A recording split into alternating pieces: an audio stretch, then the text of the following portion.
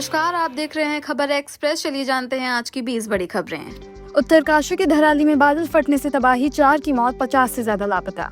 उत्तरकाशी के धराली गांव में मंगलवार दोपहर 1:45 बजे बादल फटने से भीषण तबाही मच गई। हादसे में 4 लोगों की मौत हो गई, जबकि 50 से ज्यादा लोग लापता हैं। प्रशासन ने कहा है कि मरने वालों की संख्या बढ़ सकती है। एसडीआरएफ, एनडीआरएफ, आईटीबीपी और आर्मी की टीमें राहत बचाव कार्य में जुटी हैं। खीरगंगा नदी में पहाड़ों से आए मलबे ने धराली का बाजार, मकान और होटल सब बहा दिए। सिर्फ 34 सेकंड में सब कुछ तबाह हो गया।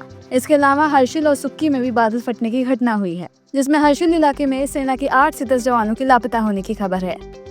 पूर्व राज्यपाल सत्यपाल मलिक का 79 साल की उम्र में निधन। जम्मू कश्मीर समेत कई राज्यों के राज्यपाल रह चुके सत्यपाल मलिक का 79 साल की उम्र में दिल्ली के राम मनोहर लोहिया अस्पताल में निधन हो गया। वे लंबे समय से बीमार थे और अस्पताल में भर्ती थे। उनके निधन की जानकारी उनके आधिकारिक एक्स हैंडल से दी गई है। सितंबर में लॉन्च होगी देश की पहली वंदे भारत स्लीपर ट्रेन, सामने आई तस्वीरें। रेल मंत्री अश्विनी वैष्णव ने बताया है कि देश की पहली वंदे भारत स्लीपर ट्रेन सितंबर 2025 में लॉन्च की जाएगी, जिसकी तस्वीरें अब सामने आ चुकी हैं। रिपोर्ट्स के मुताबिक इस ट्रेन में 16 कोच होंगे और इसमें touch free bio vacuum toilet, attendant button, modular pantry, CCTV और चार्जिंग पोर्ट जैसी सुविधाएं होंगी। मंत्री ने कहा है कि इसका किराया आम आदमी के बजट में होगा। भारत पर ट्रंप का हमला, बोले 24 घंटे में टैक्स बढ़ाएंगे, दवाओं पर भी भारी असर पड़ेगा। अमेरिका के राष्ट्रपति डोनाल्ड ट्रंप ने भारत को लेकर बड़ा बयान दिया है। उन्होंने कहा है कि भारत रूस से तेल खरीद रहा है और अगर ऐसा चलता रहा तो वो भारत पर अगले 24 घंटे में भारी टैक्स यानी टैरिफ बढ़ा देंगे। ट्रंप ने ये भी कहा कि भारत से आने वाली दवाइयों पर पहले थोड़ा टैक्स लगाया जाएगा और फिर धीरे धीरे 150% से बढ़ाकर 250% कर दिया जाएगा। उनका कहना है कि अमेरिका को अब बाहर से दवाइयां मंगवाने की बजाय अपने देश में ही बनानी चाहिए। भारत से अमेरिका को हर साल बहुत ज्यादा जेनेरिक दवाइयां, वैक्सीन और जरूरी केमिकल्स भेजे जाते हैं। साल 2025 में भारत ने अमेरिका को करीब 65,000 करोड़ रुपए की दवाइयां बेची थी। अमेरिका में इस्तेमाल होने वाली 40% दवाइयां भारत से ही जाती हैं। अगर टैरिफ बढ़ता है तो इससे भारत की दवा इंडस्ट्री पर बड़ा असर पड़ सकता है। अमेरिका की 2 न्यूक्लियर सबमरीन की तैनाती के बाद रूस ने तोड़ी 38 साल पुरानी परमाणु संधि। अमेरिका के प्रेसिडेंट डोनाल्ड ट्रंप ने रूस के पास 2 न्यूक्लियर सबमरीन तैनात कर दी। इसके जवाब में रूस ने 48 साल पुरानी परमाणु संधि तोड़ दी है। ये संधि INF treaty intermediate range nuclear forces थी, जो साल 187 में अमेरिका और उस समय के सोवियत यूनियन के बीच हुई थी। इस संधि के तहत 500 से 5,500 किलोमीटर दूर तक मार करने वाली जमीन से चलने वाली मिसाइल पर रोक लगाई गई थी। रूस का ये फैसला दुनिया की सुरक्षा के लिए खतरे की घंटी माना जा रहा है।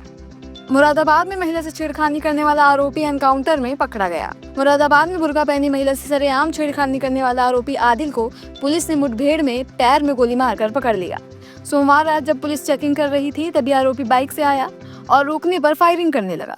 जवाबी कार्रवाई में पुलिस ने उसके पैर में गोली मार दी। घायल आरोपी को जिला अस्पताल में भर्ती कराया गया है। एनकाउंटर की सूचना पर एसपी सिटी पहुंचे तो आरोपी माफी मांगने लगा। पुलिस ने उसके पास से तमंचा और बाइक भी बरामद की है। आदिल प्राइवेट नर्सिंग होम में कंपाउंडर है। बाढ़ग्रस्त गांव पहुंचे मंत्री संजय निषाद, बोले गंगा मैया तो गंगा पुत्र का पैर धोने आते हैं। कानपुर के भोगनीपुत्र तहसील क्षेत्र में बाढ़ का जायजा लेने पहुंचे कैबिनेट मंत्री संजय निषाद ने कहा है कि गंगा मैया तो गंगा पुत्र का पैर धोने आती हैं। आदमी सीधे स्वर्ग जाता है। उनके साथ भाजपा जिला अध्यक्ष रेणुका सचिन भी थीं, जिन्होंने कहा कि यमुना मैया रोज दर्शन देने आती हैं। इस पर ग्रामीण महिलाओं ने कहा कि फिर आप भी यहीं रहो और रोज दर्शन करो। मंत्री संजय निषाद ने नाव से गांव का दौरा किया और ग्रामीणों को राहत सामग्री जैसे लाई और आलू की बोरियां बांटी। क्षेत्र में भारी बारिश और नदियों के उफान से कई गांव डूब चुके हैं और लोगों का जीवन प्रभावित हुआ है।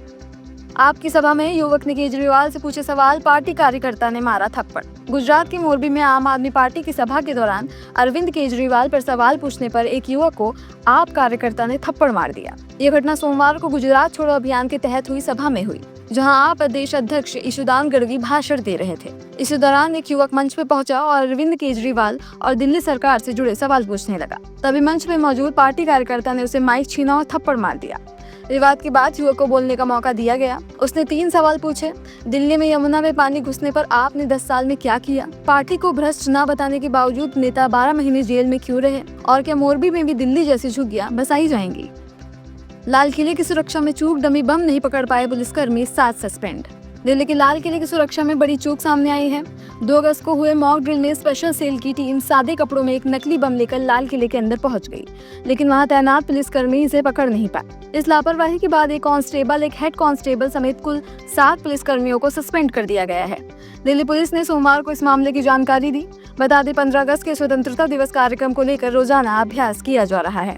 हिमाचल के नालागढ़ में सेक्स रैकेट का खुलासा, 7 लड़कियां छुड़ाई गई, होटल मालिक गिरफ्तार। हिमाचल प्रदेश के नालागढ़ में पुलिस ने एक होटल में चल रही सेक्स रैकेट का खुलासा किया है। ये होटल सैनी माजरा इलाके में है। पुलिस ने यहाँ से पंजाब, हरियाणा और यूपी के 7 लड़कियों को छुड़ाया है। इस मामले में होटल मालिक और एक कर्मचारी को गिरफ्तार किया गया है। पुलिस को इस धंधे की गुप्त जानकारी मिली थी, जिसके बाद एक नकली ग्राहक को भेजकर छापा मारा गया और पूरा मामला सामने आ गया। राजा की मौत के बाद भाई सचिन पर महिला का आरोप, बच्चे को अपनाने की मांग। इंदौर में अपने बेटे राजा की हत्या से दुखी रघुवंशी परिवार एक नए विवाद में फंस गया है। राजा के बड़े भाई सचिन रघुवंशी पर एक महिला ने आरोप लगाया है कि उसने मंदिर में शादी की थी और दोनों का 1.5 साल का एक बेटा भी है। मंगलवार को महिला बच्चा लेकर सचिन के घर पहुंची और हंगामा करने लगी। सचिन ने महिला पर ब्लैकमेलिंग का आरोप लगाते हुए घर छोड़ दिया। महिला का कहना है कि बच्चे का DNA टेस्ट सचिन से मिल चुका है और वो चाहती है कि सचिन उसे और उसके बच्चे को अपनाए। फिलहाल मामला कोर्ट में चल रहा है। 40 दिन की पैरोल पर फिर बाहर आया गुरमीत राम रहीम, सिरसा डेरे में मनाएगा जन्मदिन। डेरा सच्चा सौदा प्रमुख गुरमीत राम रहीम को 40 दिन की पैरोल मिल गई है, जिसके बाद वो मंगलवार सुबह रोहतक की सुनरिया जेल से सिरसा डेरे के लिए रवाना हुआ। ये 14वीं बार है जब राम रहीम पैरोल पर बाहर आया है। सिरसा पहुंचकर उसने भक्तों के लिए वीडियो संदेश जारी किया है और सेवा करने की बात कही है। वह साध्वियों के यौन शोषण और हत्या के मामले में 20 साल की सजा काट रहा है। इस बार 15 अगस्त को वो अपना 98वां जन्मदिन मनाने बाहर आया है।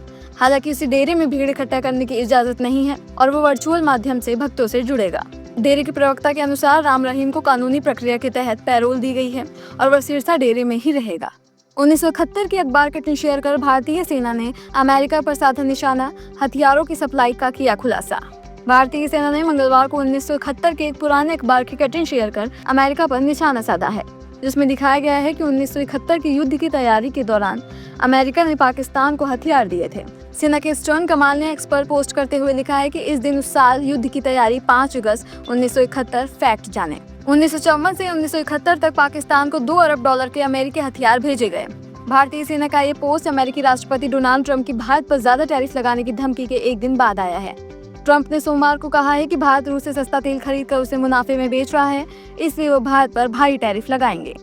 दिल्ली के सभी विधायकों को मिले आईफोन 16 प्रो, टैबलेट और आईपैड। दिल्ली के विधानसभा के पेपरलेस होने के बाद सभी 70 विधायकों को आधिकारिक इस्तेमाल के लिए आईफोन 16 प्रो, टैबलेट और आईपैड दिए गए हैं। एक अधिकारी के मुताबिक ये पहला सत्र है जिसमें सभी विधायकों ने अपने नए मोबाइल हैंडसेट, टैबलेट के साथ कार्रवाई में हिस्सा लिया। ये कदम विधानसभा द्वारा राष्ट्रीय विधान एप्लीकेशन लॉन्च किए जाने के बीच उठाया गया है। कुबेरेश्वर धाम में भगदड़ से हड़कंप, 2 महिलाओं की मौत। सीहोर मध्य प्रदेश में मंगलवार को कथावाचक पंडित प्रदीप मिश्रा के कुबेरेश्वर धाम में रुद्राक्ष वितरण के दौरान अचानक भगदड़ मच गई। इस घटना में 2 महिलाओं की मौत हो गई और 1 दर्जन से अधिक श्रद्धालु घायल हो गए। पुलिस के अनुसार भीड़ में महिलाओं की संख्या ज्यादा थी और सावन के महीने की वजह से सामान्य से अधिक भीड़ थी। भीड़ बढ़ते ही अफरा तफरी और चीख पुकार मच गई, जिससे भगदड़ जैसी स्थिति बन गई। केरल की छात्र ने बनाया आवाज से नोट्स बनाने वाला AI टूल। केरल के एक कॉलेज के छात्रों ने एक ऐसा AI टूल विकसित किया है जो आवाज सुनकर उसे लिखित नोट्स में बदल देता है। इस टूल का नाम टॉक टू राइट है और इसका वीडियो सोशल मीडिया पे तेजी से वायरल हो रहा है। वीडियो में देखा गया है कि छात्र जब डिपार्टमेंट ऑफ इंजीनियरिंग बोलता है तो टूल तुरंत उसे लिखित रूप में बदल देता है। छात्र के मुताबिक इस टूल को खास तौर पर शारीरिक रूप से असमर्थ लोगों की मदद के लिए बनाया गया है। डिपार्टमेंट ऑफ इलेक्ट्रॉनिक्स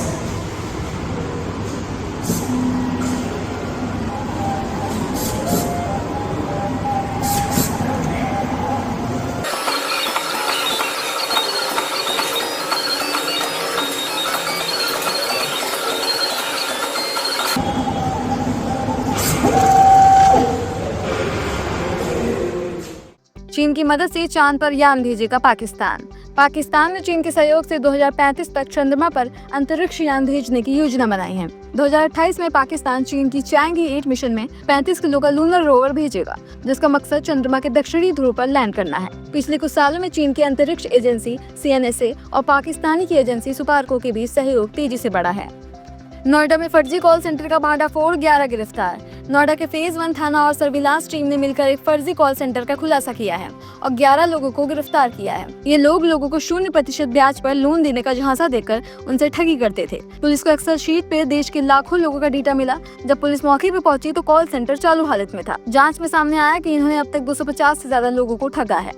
यूपी सरकार का आदेश, खराब स्कूल बिल्डिंग्स गिराई जाएंगी।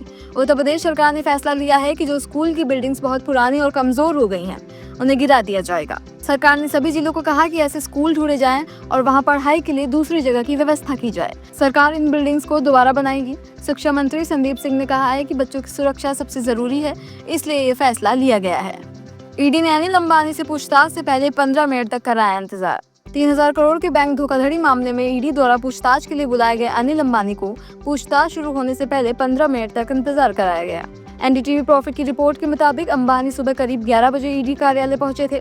रिपोर्ट में बताया गया है कि उनके साथ वकील या कोई अन्य सहयोगी अंदर नहीं जा सका। पूछताछ में दिया गया उनका बयान कोर्ट में मान्य होगा। ये थी आज की 20 बड़ी खबरें। ऐसे ही और खबरों को जानने के लिए हमारे चैनल को सब्सक्राइब करें, लाइक करें और शेयर करें। धन्यवाद।